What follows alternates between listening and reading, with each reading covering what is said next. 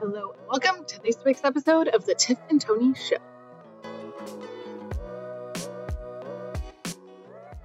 Hello and welcome to this week's Tiff and Tony Show. Yes. How are you, Tony? I'm okay, thank you. I'm good. How are you and where are you this week? Well, I'm going to go back and challenge you a little bit to share a little Okay. bit more. How is your body healing from your fall, your crash? Is better Yes, the body is healing. It's healing fine. I'm still sore. My shoulder still, it still hurts. My lungs, ribs still hurt. But in the main, I'm good. I'm moving. I've got full access and all of that good stuff. So that's good. I'm back on my bike. And I'm enjoying that. I'm actually riding again. So I'm having fun with that, which is getting me outdoors and keeping me physically active. All is good there. Yes, I am good. Thank you. I'm really glad to hear that. Back to you. How are you and where are you? I am good. I'm tired because I've been very busy the past 3 to 4 weeks. I am in Orange County right now, actually. The chalk behind me is actually chalk art that my friend did, who lives right there. You can't see it. And it's lovely. I can maybe show it after, but there's a little flower. And then this, I will scoot over and actually show you. There's always something to be grateful for. And I love it. Let's talk about that art of being grateful, because it's something that a lot of people talk about, but not a lot of people really do. Why is being grateful so good for us? Being grateful can be challenging because we go through our day, we're busy, we do all our things. It can be really hard to be intentional about literally sitting and thinking for what we're grateful for. And I think another challenge on top of that is communicating to others our gratitude, whether it's a person that we're grateful for or a thing that they did, or just voicing the fact that we have things to be grateful for. And I think it's really good for us because, for one, it gives us perspective on the world around us, because it can be very easy to get stuck in our little bubble of what's going on. And maybe we have some idea of, okay, yeah, like things are going good, or we can kind of piece apart, like, this thing's hard in my life, maybe this thing's going a little bit better. The attitude of either waking up or going to bed or throughout the day practicing listing out things in our life that we're grateful for can help us practice joy also. And so that would be the second thing. What about you? What do you think? Well, I think it's a lot to do with brain chemistry, right? When you're grateful and thankful for something, that actually releases the chemicals in our brain that says, thankful. It's kind of like that dopamine release, right? It's that thing that allows us to feel good. Something that I just started a little while ago. I do it twice in a day now, actually. When I get into bed at night and my head hits the pillow, I am grateful for, and I find one thing that I'm grateful for in the day, or it's something that I've accomplished or something that I've done well. It's been really helpful to do that. And then the other time is actually as I'm waiting for the shower to warm up. I turn the shower on and I'm grateful for one part of my body or my body in general for doing whatever it does. I'm grateful for the healing power of my body going through this surgery. It just makes me smile. You just said it brings a certain amount of joy. I think there's a lot to do with the brain chemistry within that this kind of grateful, thankful piece of living life is something that's important to practice and try and look for those moments where we can be thankful. I'll give you one example right now.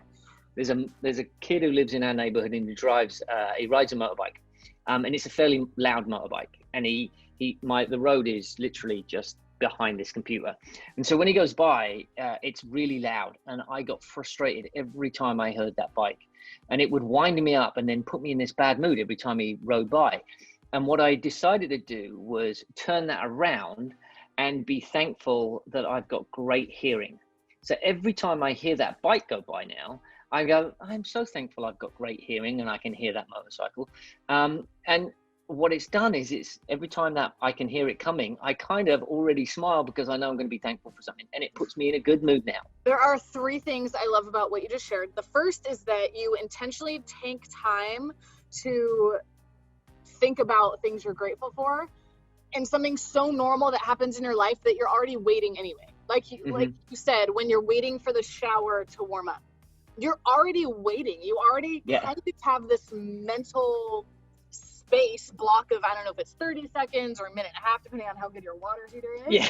Yeah. But it's time in your day that you're already waiting, that you could just make it a habit that you've already done to, okay, every time I'm waiting for the shower to warm up, I'm going to think about what I'm grateful for. That is such a practical way to start implementing this in our lives. The second thing that I love about what you shared is that you pick a body part that you're thankful for how it helps your body.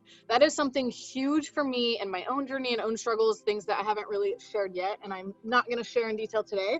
But one of the things that's really important in my life is recognizing how my body helps me, and that helps me decide to take care of my body and nourish it in the proper way. And the third thing I love about what you shared is that you took something like the motorbike story, something that is maybe a stressor or something you already know you're frustrated with, and you were able to pick something out of that frustration that points you to a positive thing in your life that you can be grateful for. And I will caveat all that by saying that does not invalidate your frustration. Your frustration is valid. Like, okay, you're frustrated that this thing's really loud and maybe you're trying to work and also you don't have any control over it. That is all okay. And also you were able to find something in there to be joyful about. And I think that's really cool. And that is definitely an easy thing that I can implement in my life, and I'm going to challenge the rest of you out in the world to do the same. I love what you've picked about the wall art here. There is always something to be grateful for. We are not in control of a lot of things that go on around us, like a loud motorcycle going by. We've got a choice of what we do with it. And the choice is, I can either own that frustration and allow it to take over my body, or I can find something else to do that gives me joy and satisfaction and something to smile about. That's the bit that we are in control of. And I love that we're talking about this today, because this is the theme of what we've been talking about with the kids in our live sessions this week. And last week, we've been talking about stop, think, act, reflect.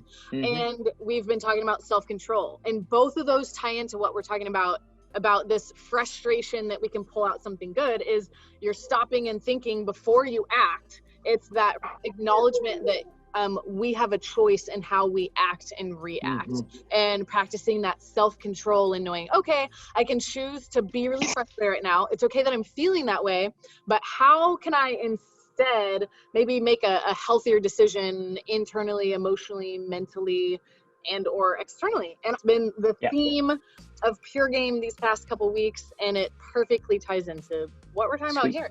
The challenge for the older listeners out there: go look for a book, A Man's Search for Meaning, Viktor Frankl. That's where I kind of got this idea of we're in control of our responses and no one can take that away from us. So it's a really good read. It is a classic book. This is what the cover looks like. Give me something then that you are grateful for right now.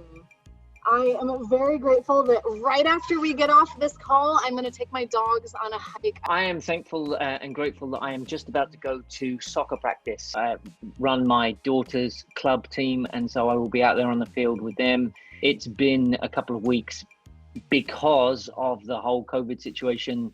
We've had some issues here at the Everett household that has kind of made us have to quarantine. So we've not been on the field for a couple of weeks, and I'm so looking forward to getting out there with the kids. There you go. You've got this week's challenge. Go find something to be grateful for. It doesn't have to be big. It can be as small as being thankful to thumbs for the ability to text. Thank you very much. We will see you here in 2 weeks. Yes. Thank you, Tony. Bye. Thank you. Bye. Thank you so much for joining Tony and me in this week's episode of the Tiff and Tony Show. We hope that you feel encouraged and motivated to move forward, making positive changes in your life. If you like what we do here at Pure Game, one of the best ways you can support us is by liking and sharing this video with your friends on social media.